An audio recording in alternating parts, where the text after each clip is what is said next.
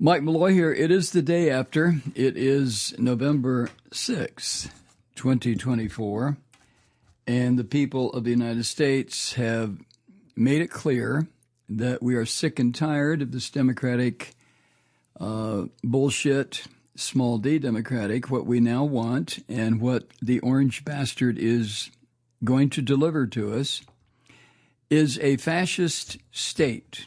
It is here. We are in it.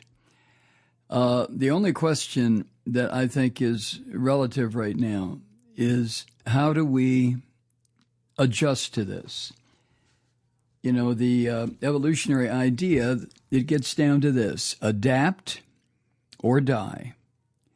There is no other way that a species, I don't care if it's a weed, a tree, a gorilla, a human being, it doesn't make any difference. The only way to survive when a threat is delivered is to adapt to that threat or roll over and die.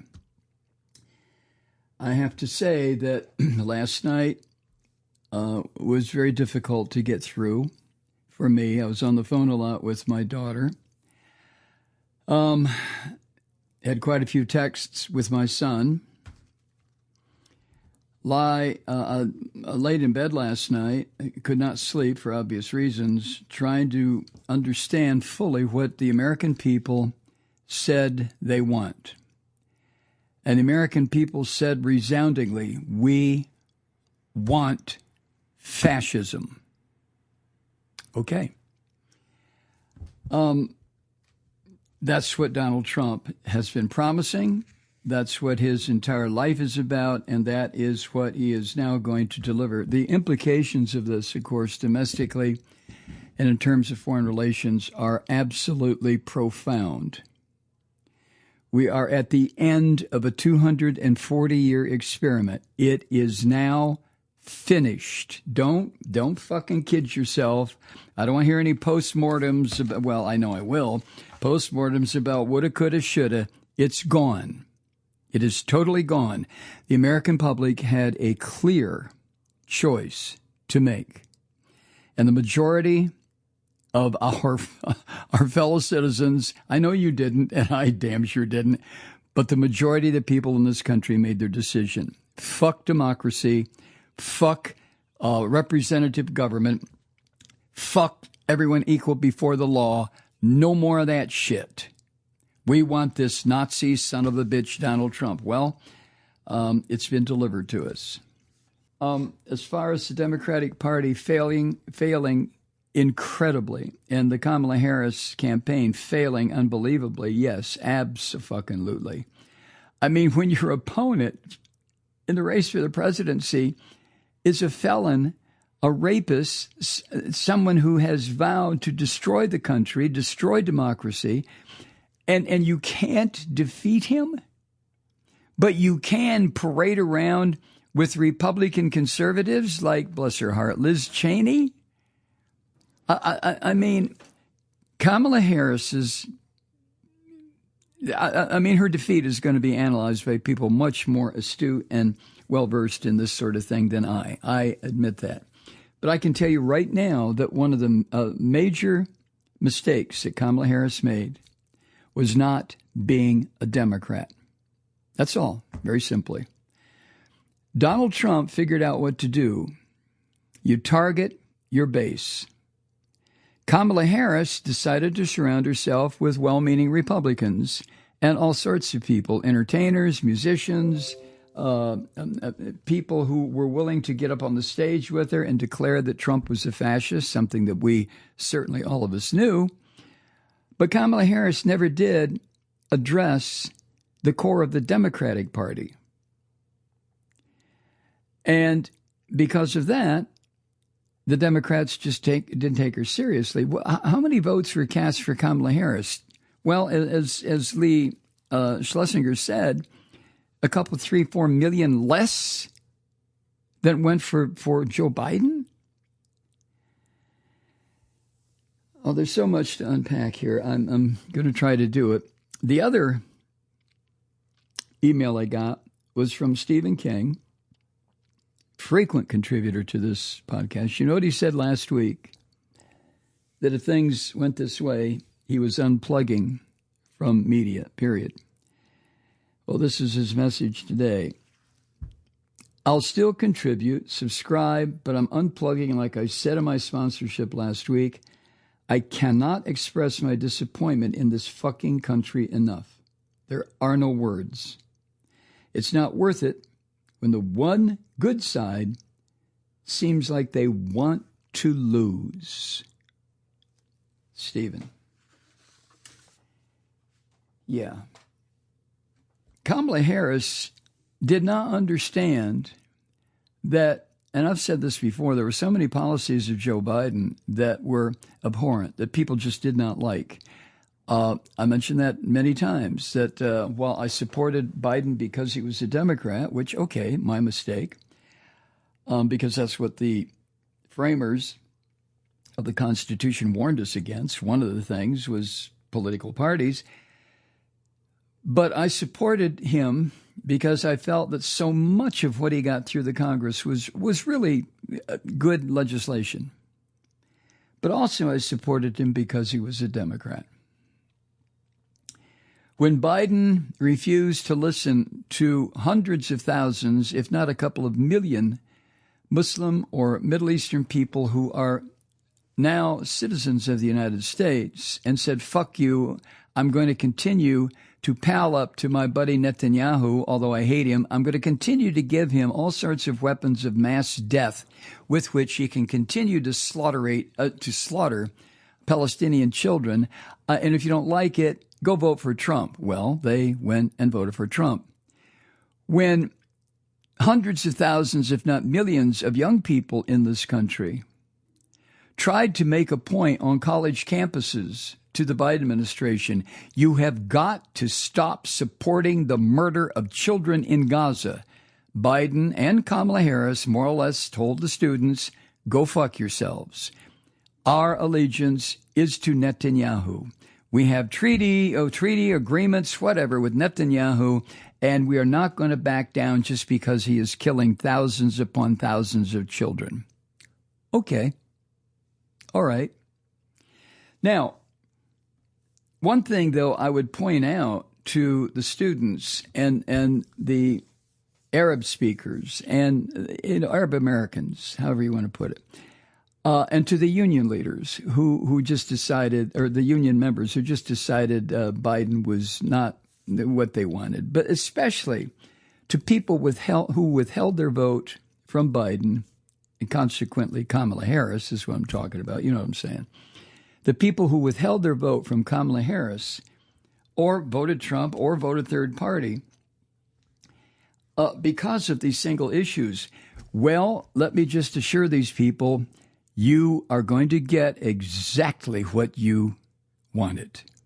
You are now going to have, especially to the Muslim people in this country, you are now going to have a president who will fucking slit your goddamn throat in an instant. To the Latino people who decided to vote for Trump, his vote totals among Latinos or Hispanics in this country were greater in this election than they were in 2020. All right? To you people, you have made it clear that you want this dictator who will slit your fucking throats as soon as it's convenient for him.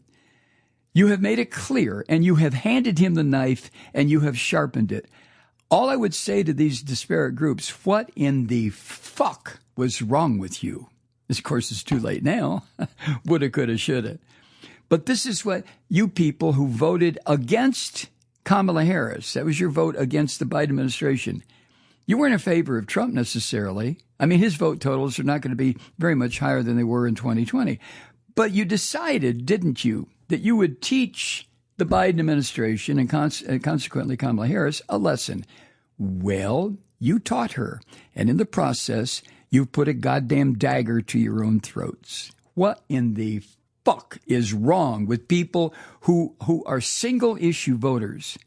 And then to all the people in this country, yeah, I'm really pissed off today, to all the people in this country who decided that the goddamn price of eggs was just a little bit too higher than you wanted, but Trump would make it all right again. What in the fuck was wrong with you? So you had a little inflation. Oh, break my goddamn heart.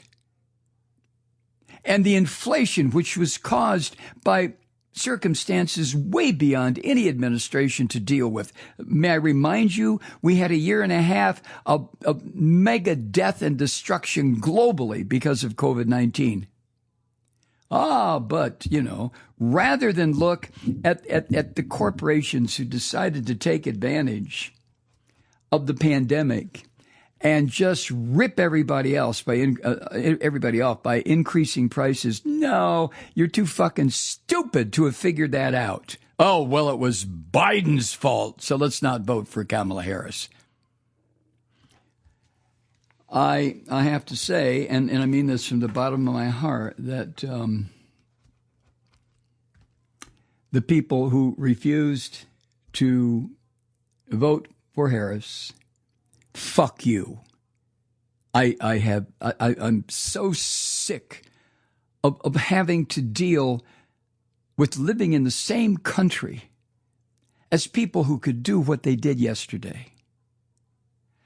I mean, standing in front of us for 8 goddamn years was a fascist son of a bitch who did not mince words about what he was going to do and to whom he was going to do it. And you elected him president? You elected him president even after the Supreme Court said he's above the law? You stupid fuckers, do you know what's going to happen to you? Well, apparently you don't, or you don't give a shit. But it is going to happen. To any woman in this country who voted for Trump, and there were millions of you, you goddamn insane people, you. God damn you, you insane people. You voted for a man who not only has said he knows how to control you, is grab you by the pussy, but now he's made it clear prior to your voting for you that he was going to reach up inside you and grab you by your reproductive organs. And you voted for him anyway. Okay. For the woman of reproductive age, or the women who have children of reproductive age who are not themselves in that category anymore, but you still voted for Trump, okay. Now you will deal with the consequences. Your daughters, your sisters, your granddaughters, your nieces are going to fucking die. Some of you in agony, in suffering. Well, Jesus suffered, right? In suffering that is unspeakable. Young women, 18, 25, 30, will be dying because you decided, you stupid fucking people, that it was time to go fascist in this country. Okay.